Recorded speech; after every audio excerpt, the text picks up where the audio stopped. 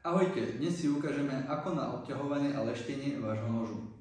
Obťahovaním na koži svoj nôž dobrúsite do vysokej ostrosti a zároveň ho dokážete vyleštiť. Obťahovaním na koži nedokážete nabrúsiť svoj nôž. Nôž predtým, ako začnete obťahovať, už musí byť ostrý.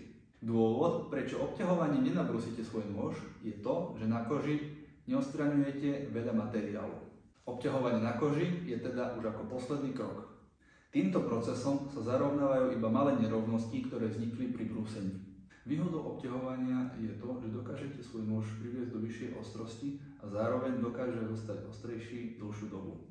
Obťahovaním raz až dvakrát za týždeň dokážete oddialiť celý proces brúsenia.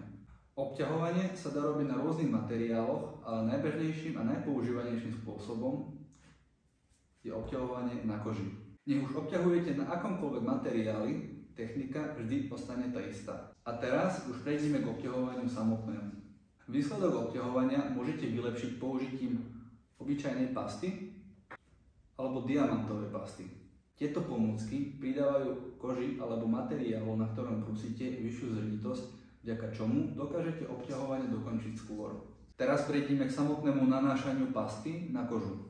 Je lepšie naniesť viac brúsnej pasty ako menej. Brúsnu pastu nanášame tlakom.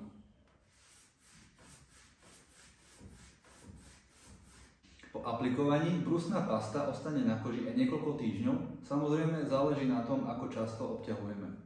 Ako náhle pocítite, že obťahovanie na koži je menej efektívne, naneste túto pastu opäť. Na obťahovanie samotné je najlepšie použiť kožu, ktorá je už na takomto dreve. Samozrejme, my si ukážeme ten zložitejší spôsob. Budeme obťahovať na koži bez tohto dreva. Pomôcť si ale môžeme tým, že kožu položíme na akýkoľvek kus dreva. My si v tomto prípade pomôžeme týmto kusom dreva. Ideálne pri obťahovaní je dodržať uhol výbrusu, respektíve uhol, pod ktorým sme náš nôž brúsili. Avšak nie je to nevyhnutnosťou, nakoľko pri obťahovaní na koži neodoberáme toľko materiálu. Samotná technika obťahovania spočíva v tom, že začíname pri špičke, nôž ťaháme smerom k sebe a končíme, keď chrbát noža sa dotýka konca kože.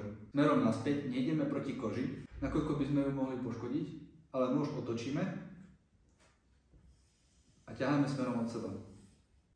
Netreba tlačiť, nakoľko toto je už jemná práca a váha vašej ruky stačí. A v tomto procese pokračujeme až dovtedy, kým nie sme s ostrosťou alebo s tým, ako je nôž vyleštený, spokojný. Nezáleží na tom, aký typ noža máme, či je to fixný, zatvárací alebo kuchynský, technika ostáva vždy tá istá. Takže na záver, obťahovaním dokážete dosiahnuť ten extra level ostrosti a krásny odraz vášho nožu.